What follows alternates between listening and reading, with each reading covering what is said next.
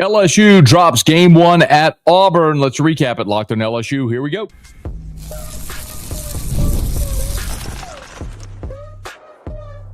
You are Locked On LSU, your daily podcast on the LSU Tigers. Part of the Locked On Podcast Network, your team every day. Okay, let's get it. It is Locked on LSU, your team every day. I'm your host, Matt Moscona. Thanks so much for making us your first listen. We are free, available wherever you get podcasts, of course, on YouTube as well. So please subscribe. As always, one of the fastest ways to help us grow is by leaving your comments below. So thank you so much for that. We appreciate you for being here with us. LSU drops game one at Auburn 8-4. Kade Anderson gets roughed up for the first time this season. The bats went quiet for LSU. So what do the Tigers have to do to come back to win this series? We'll talk about it all as we recap it. So thanks so much for being here. If you're new to the format, as a quick reminder, I'll give you about 10 minutes here of my takeaways from the game. We'll grab our very quick break, very quick today, and we'll get to your questions and comments. So if you're with us here live on this Friday night, thank you so much for being there. Drop your questions and comments. We'll get to you here in just a quick second. This is one of those that you just kind of tip your cap. They were just better. Auburn was just better tonight. Sam Dutton, former LSU pitcher, took the ball for Auburn on his home field against his former team, and he dealt for 6 innings. Just 3 hits, no runs, struck out 7, walked 2. He was really, really good tonight. Sam Dutton threw 101 pitches, 63 of them for strikes. So about 60% of his pitches were for strikes. You want to be around 70, 75%, but still, I thought Sam Dutton was awesome tonight. And so you tip your cap. Kept LSU's hitters off balance all night. And even when LSU kind of broke through against the Auburn bullpen there in the top of the 7th for 3 runs, I thought Auburn was still pretty good. Tilly, the 3 runs that LSU scored, Tilly walked the bases loaded in the 7th, and those were the 3 runs you scored. The Curiel RBI ground out, and then Jones's 2 RBI double. And then Myers came in, went 2 2/3 to finish it. He did allow the run in the 9th, but was really good, struck out 4. Didn't walk anybody. So you tip your cap, man. Dutton was good. Myers was good. They didn't have to go to their closer. But it was one of those where you just go, man, that's baseball. They were better on this day. It doesn't mean they're a better team. It doesn't mean they're going to have a better season, a better outcome. It doesn't mean they're going to win the series. But on this day, Auburn was just better. There was no flukes. There was nothing about it that was fluke-ish. They were really good. I want to address this because I know, like, the very first question, I haven't even looked at the questions yet. I know the very first question I'm going to get is about Kade Anderson and throwing 135 pitches last week, and if they overextended him and if that meant he wasn't ready to go tonight. I just fundamentally don't believe that's what happened. There are 2 ways really to determine if there's arm fatigue. It's velocity and command. Well, there was no issue with velocity for Kade Anderson on Friday night, and there was really no issue with command.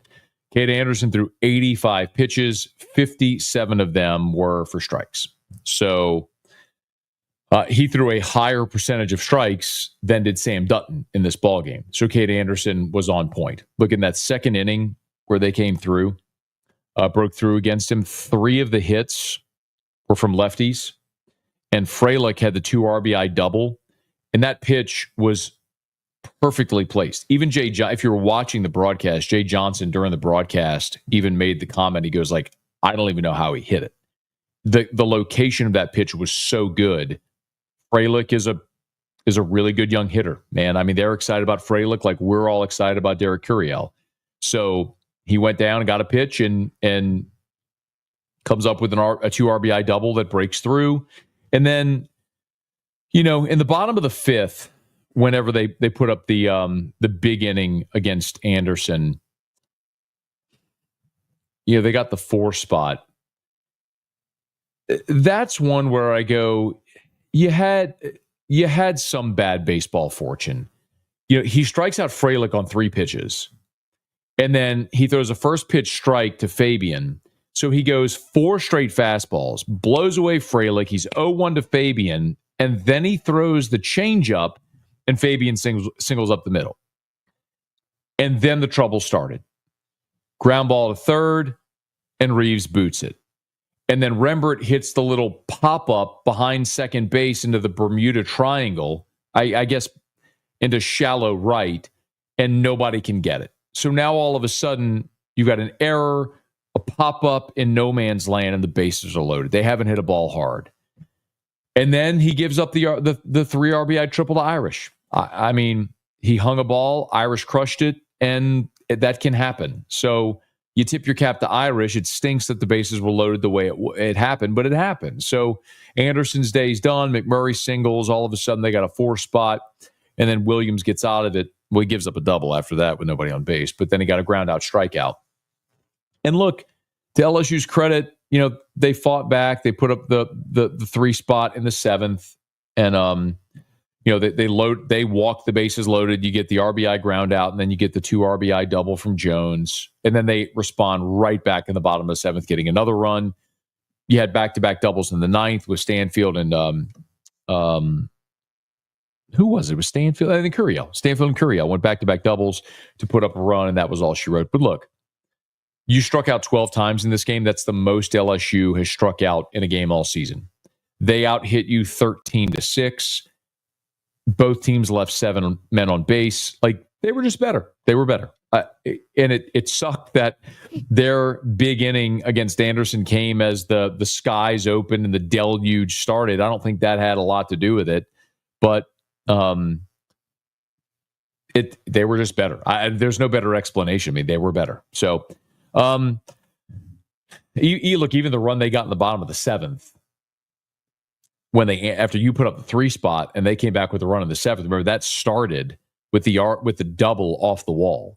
And in any other park, that's just a fly out. But in that park where it's 315 to left, you got to be able to play the dimensions of the park. And it benefits right-handed pull hitters that'll just smack one off that wall, 315. Any other park, that's an out. That's a 315-foot out.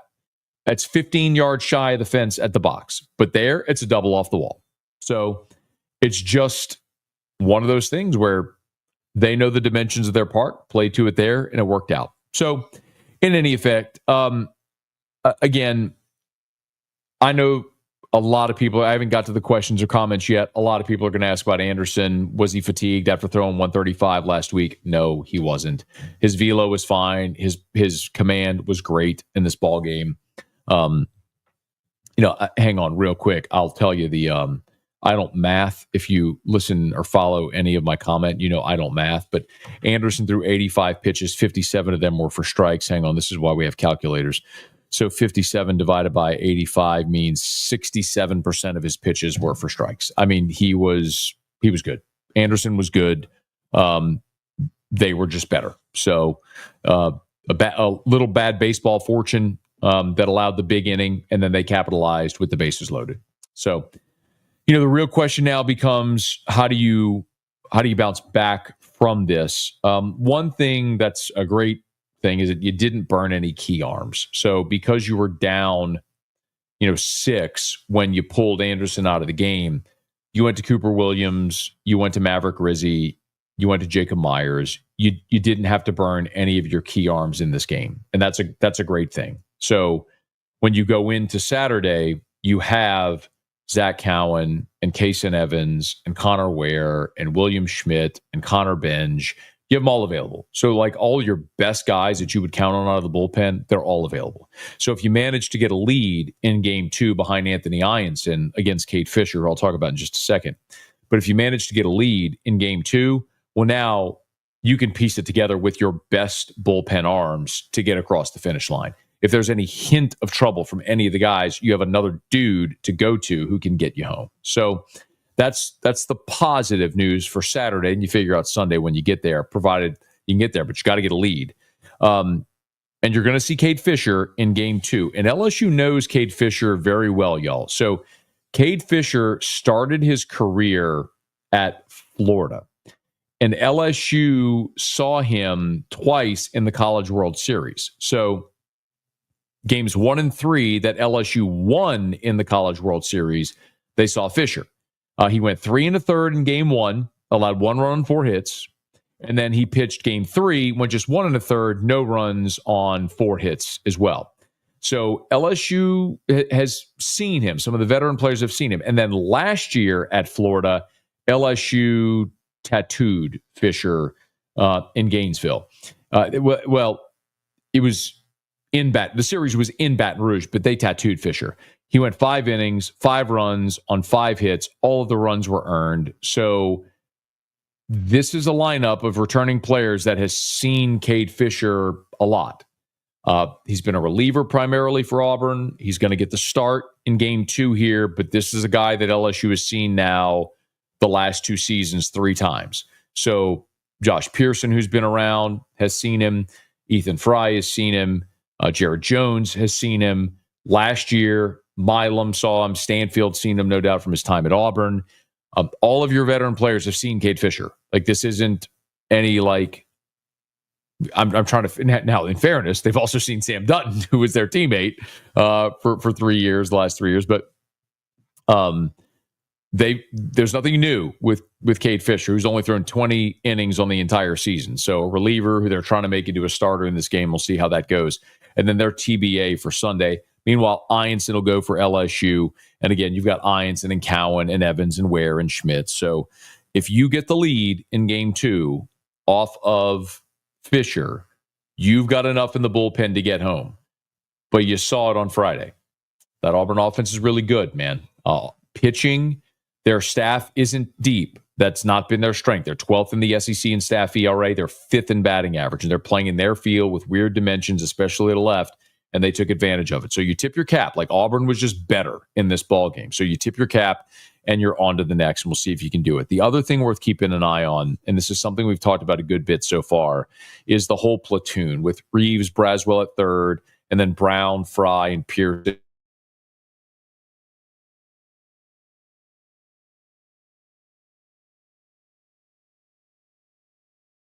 And you would have DH'd Pearson. Normally, you would have put Brown in right, you would have DH'd Pearson. And you would have had Reeves at third, right? To have the left-handed bats in the lineup. Well, Reeves went 0-for-2 with a strikeout and committed 2 errors. And by the way, his fielding percentage, Reeves, was .885 coming in. If that number means nothing to you, remember, in the bigs, you want to field .980. Like, as a team, .980 is where you want to be your fielding percentage. .885 for Reeves is the lowest on the team among the regulars. That's, try not to be rude, like, that's terrible. To be fielding in the 800s is terrible at the major college level. So Reeves has been a defensive liability, 2 more errors tonight, and that cost you in the big inning that Auburn put up in the 5th. And then Fry was 0-for-4 with 2 Ks. For the times that Jay Johnson has pushed the right buttons with the lineup tonight, he pushed the wrong buttons, leaving Fry in there to go right against the righty. This is a night where you should have had Brown and right and Pearson DHing. I'm not saying it would have made a difference in this ball game, but clearly it wasn't the right decision tonight. And I've talked about this a little bit, but 2 weeks ago, Ethan Fry against SEC play was hitting .350, but you had faced to that point, he was only facing lefties, and you had faced Missouri and you had faced Texas, but again, limited ABs.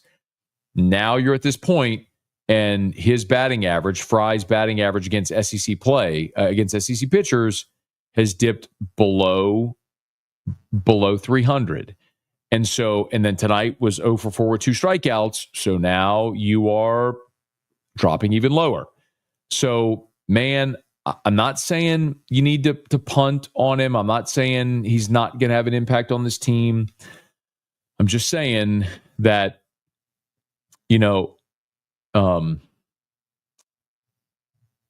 it's one of those things where you've got to acknowledge what you are.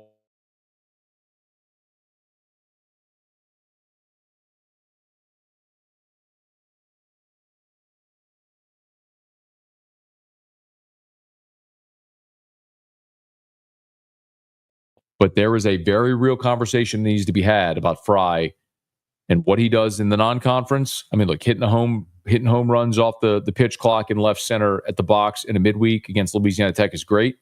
0-for-4 with 2 strikeouts on the road against Auburn. That's way more impactful. So we'll see what they elect to do in game 2. Now, Fisher is a lefty, so do you stick with the right-handed bats? Braswell should be at third. Fry should be DHing. We'll see what they choose to do in right field. Is that going to be Brown? Is that going to be Pearson? I don't know. But Fisher's a lefty, and LSU's handled lefties fine this year, but it'll be interesting to see what the Tigers do and what Jay Johnson elects to do with that lineup against the lefty Fisher in game 2. Okay, I'm going to shut up.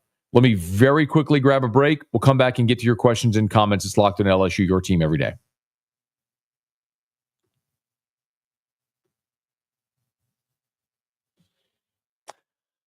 All right. Thank you so much for being with us. If you're live, please smash that like button, subscribe to the channel, hit the bell so you're notified whenever we post a new video. If you're listening or watching on demand, we're very grateful to have you aboard with us here. Remember, we're live as soon as the LSU games go final on the Locked on LSU YouTube channel. So if you want to join us live, you can. As soon as the game goes final, we'll give you the reaction on the YouTube channel. So make sure you're subscribed and you hit the bell on the YouTube channel. All right, Bubba Tatum said never adjusted to the strike zone. Hats off to Dutton. I don't know that there was much to adjust to, man. He was just really good. I agree with you. Tip your cap. He was great. Travis Whitney said you need Jake Brown in the lineup every day. I agree with you. Y'all know how I feel about that. I've been bullish on Jake Brown. I think he might be your most talented player on the team. You can roll your eyes at that, but he's a 5-tool guy that will play in the big leagues one day. I would have him in the lineup every day.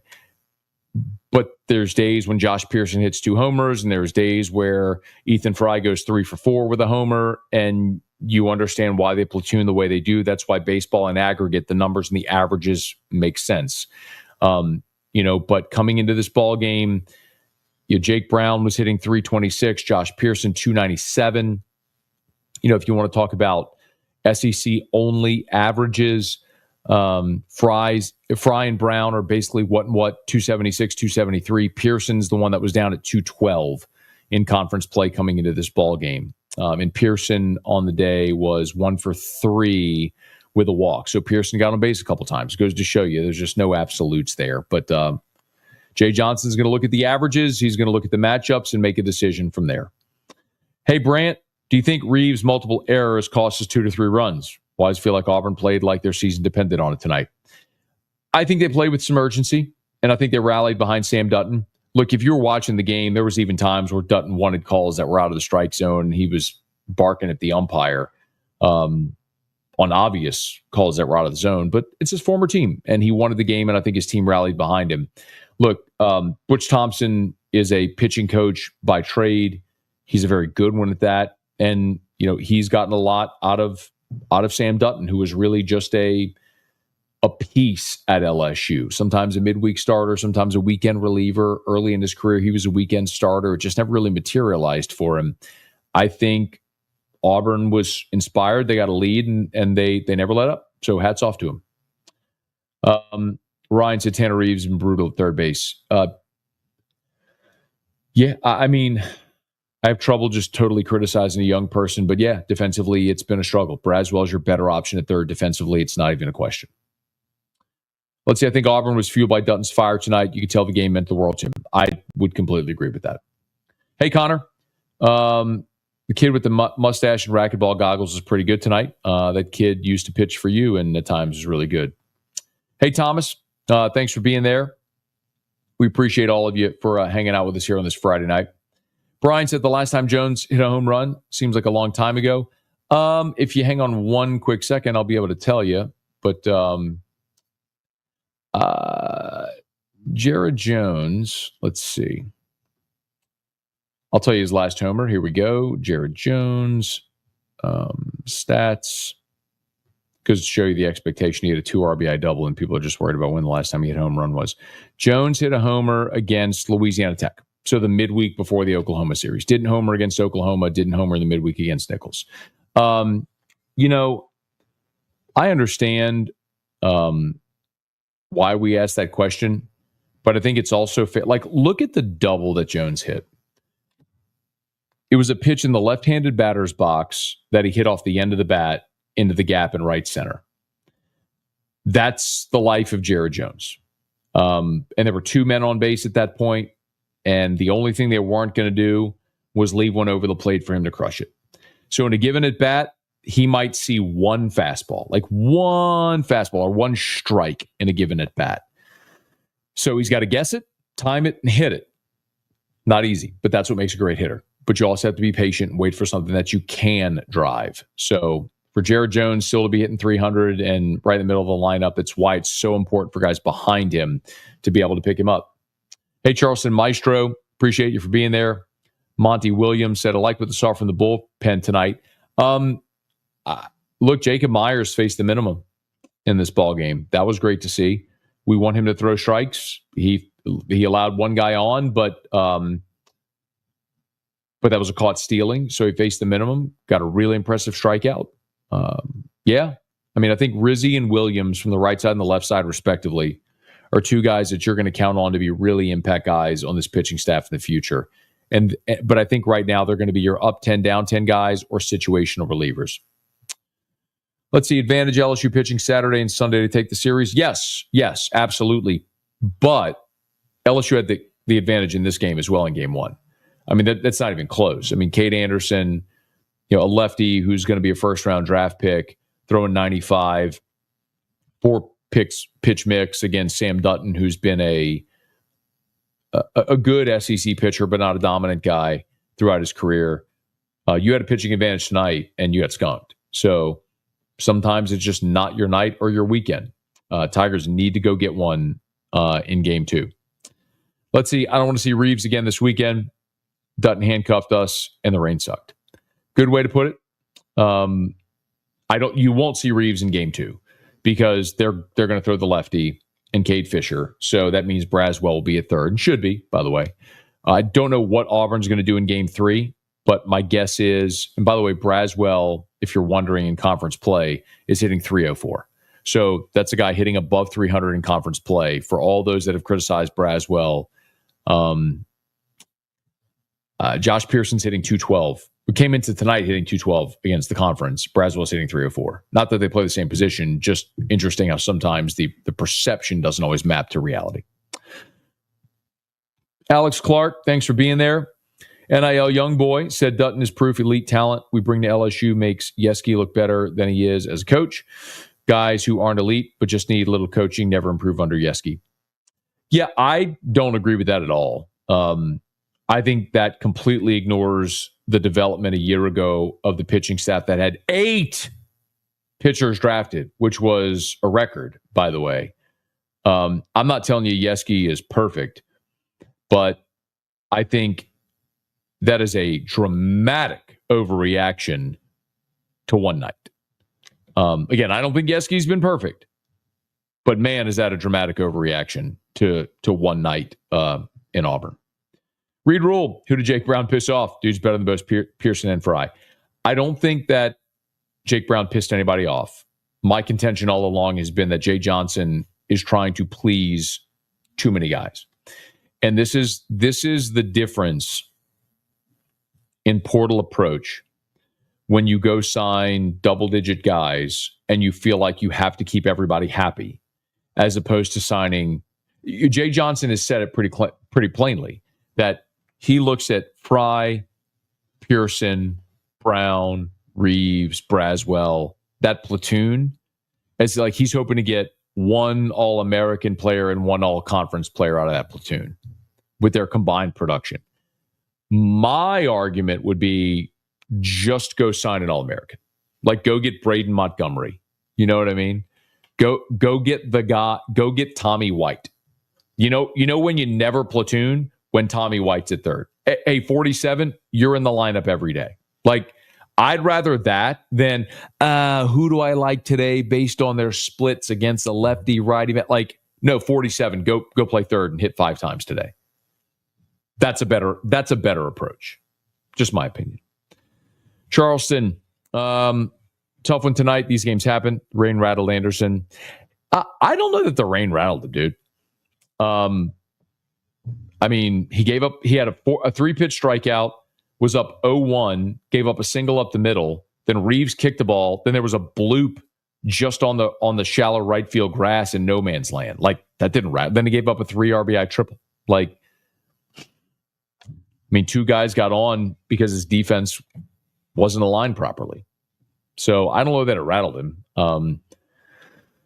Certainly didn't rattle him on a 3-pitch strikeout to start the inning against the guy who had the 2 RBI double against him in the second. Yeah, I just disagree on the rain. The rain, I don't think affected anybody.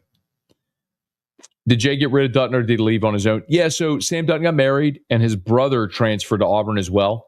And I think he saw the writing on the wall that he wasn't going to be in the rotation. So he went to a place where he was going to get a chance to start. So good for him.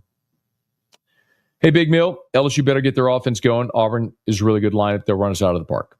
Again, another dramatic overreaction to one game. I mean, LSU's offense is very good. This is baseball, and I like the greatest team of all time is the 27 Yankees. And if I pull up their schedule, I guarantee you there were times when the 27 Yankees got shut out. That's just kind of what happens. I mean, you had Ruth and Gehrig and the greatest team ever. They were 110, 44, and 1. They lost 44 times. The greatest team ever lost 44 times. It happens. Let's see. A couple more here. Brant, Jay put in wrong players tonight. Bad matchups all around. I don't know, man. I mean, Ethan Fry was 0 for 4 with 2 strikeouts. That's the one I would say. You left a righty in against a righty starter. Normally with Jay's splits, the way he would have handled this was Reeves at third, Brown and right, DH Pearson. That's how he normally would have handled it. He chose to play Fry against a righty, and it didn't pay off. He went 0 for 4 with 2 strikeouts. So sometimes you hit, and sometimes you come up snake eyes. Y'all know how I feel about it. I've said it a million times. Brown needs to be in the lineup every day. I would have Jake Brown in the lineup every single day in right field. And then I would go lefty-righty with Pearson and Fry at DH. If a righty's starting, Pearson's in the lineup. If a lefty's starting, Fry's in the lineup. That's what I would do. I'm not the coach. I don't get paid $2 million. I've never coached a baseball game a day in my life except for the celebrity softball game, but that's softball with Jacques Doucet's Red Rock and Blue game. By the way, I got a bunch of trophies from that, so maybe I'm pretty good at it. But I think this is pretty simple. I think Jay is trying to please a lot of guys in this situation. It's easy to say after you lose a game and Fry goes 0 for 4 with 2 strikeouts. If Fry would have gone 2 for 4 with a homer and a double, we're not having this conversation right now. We're going, hey, Jay, push all the right buttons. Sometimes you don't. And tonight was one of those nights. But I've been consistent. I think Brown needs to be in the right field every single day.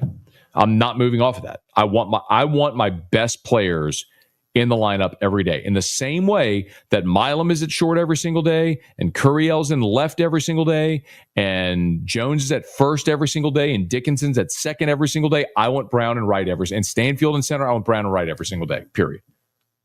You want to platoon Braswell and Reeves at third? Be my guest. Although Reeves has really struggled defensively and it hurt you tonight. He committed 2 errors. And I would alternate lefty-righty, Pearson, Fry, DH. That's what I would do. But I'm not the coach. I don't get to make the decision. Nathan, all the elements seem stacked against LSU tonight. Reed said Anderson wasn't great, but the defense let us down. I think Anderson was really good tonight, actually. I know that you look at the stat line, it doesn't bear that out, but 65% of his pitches were for strikes. He gave up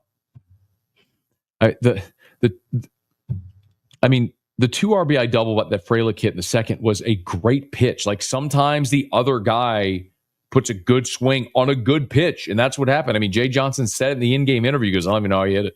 He's right. It was a great pitch. Like there's nothing more you could have done with that pitch. All right. Animator 73, tough loss. They look bad. That's why they play 3. Go get the next 2. Irfan Sayad, good evening. I'm done with the Reeves and Fry experiment.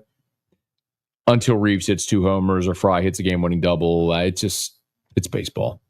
Spurge, what's going on? Tyga Poppy, good to see you guys. Thanks for being there with us. Jared Roach. Rocky said, Matt, I knew it was a bad night when I turned it on the 5th, saw Cooper Williams on the mound. That's a pretty good indicator it's not going the way you want it to. If you turned it on in the 5th and Casey Evans was out there, you probably would have been okay. Let's see, Bub Terrell looked like a major leaguer. Listen, both left fielders are studs. Curiel and Terrell are awesome players. The play Terrell made, the sliding play in foul territory in the 8th was just awesome. No, it was in the 9th. It was top of the 9th. It was just awesome. I mean, you can tip your cap to the other guys sometime. Hey, John Butler, offense is in a slump. All batting averages dropped. They only won last Sunday and Tuesday because other teams committed errors. Yeah, that's not true, John. there was no offense last week in Oklahoma because it was 40 degrees and the wind was blowing in. Like that's a fair thing to say.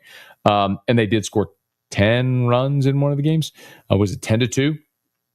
And I don't really care about a midweek when you go on the road and against Nichols on a Tuesday night. Y'all know I don't care about that.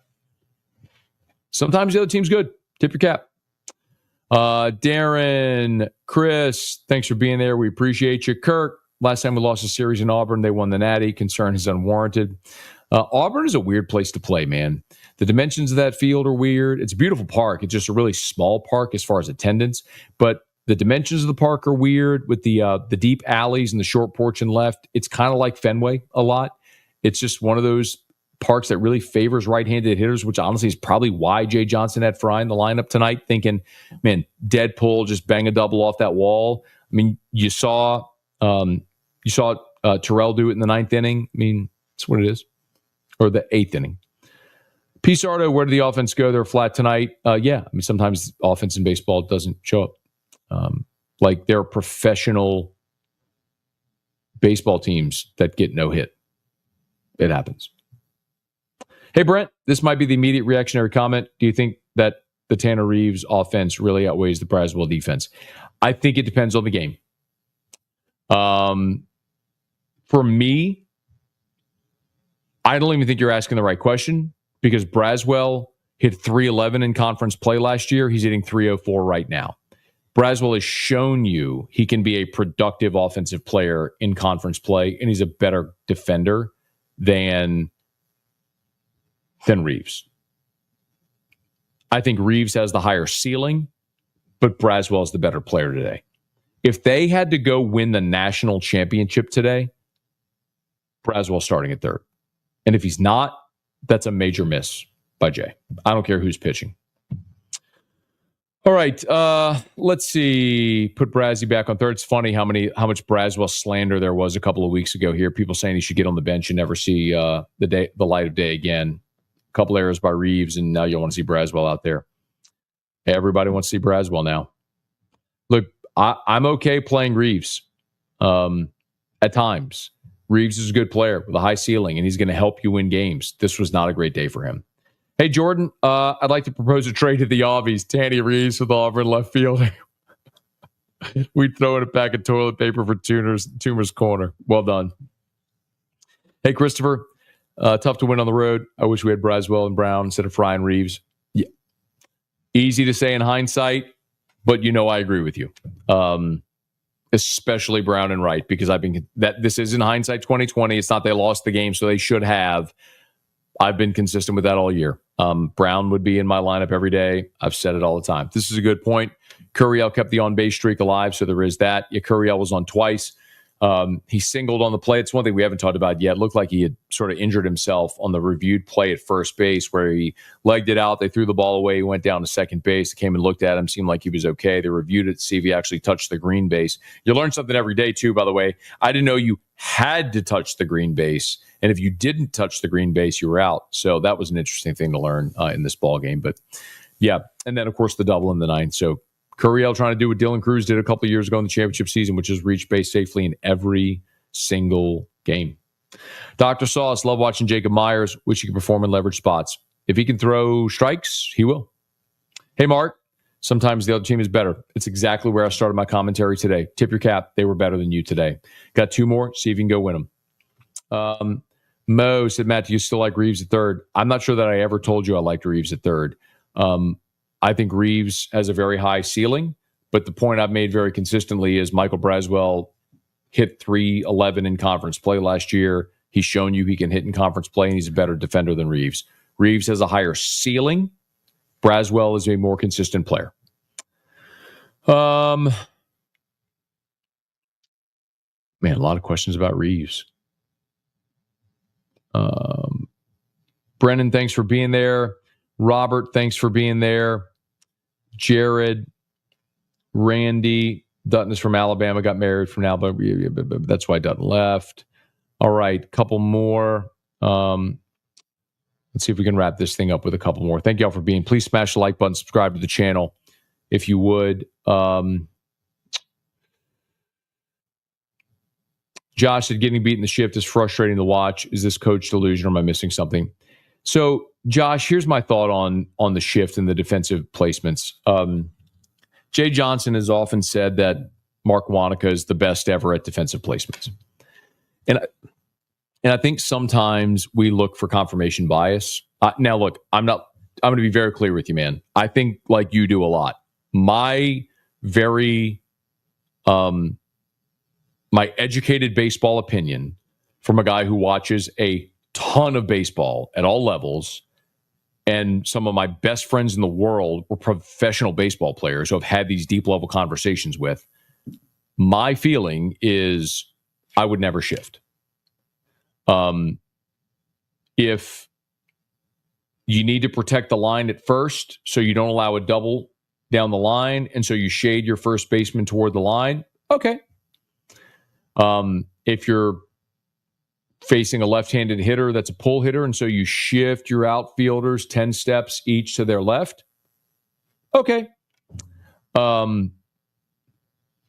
when they invented baseball, they came up with the 9 positions on the field for a reason, and I would stick to that. That's just me. Now, they're all looking at analytics saying there's a 64% chance this guy hits a curveball on the ground to the right side, so we should move everybody over to the right side. I think we look for confirmation bias to say, if we hate that, when it doesn't work, we go, you see, that's awful. And we never really talk about it when it does. Now, I have my legal pad where I take my notes. I don't have access to LSU's deep level analytics as to why they line up the way they do defensively. I wish I did. But I could tell you exactly why they're making the decisions that they do. But generally, I agree with you. I wish they didn't shift because it feels like you're trying to outthink the game. New slogan, hashtag never shift. I wouldn't. I wish they would outlaw the shift at all levels. There's position. It's like why in football you have to have so many men on the line of scrimmage. It's why you can't cover up a receiver. Like, there are alignments that are legal and formations that are illegal and illegal. I think the same should be true in baseball. You shouldn't, in my opinion, just my opinion, have a positionless game. You should have positions. Just my opinion.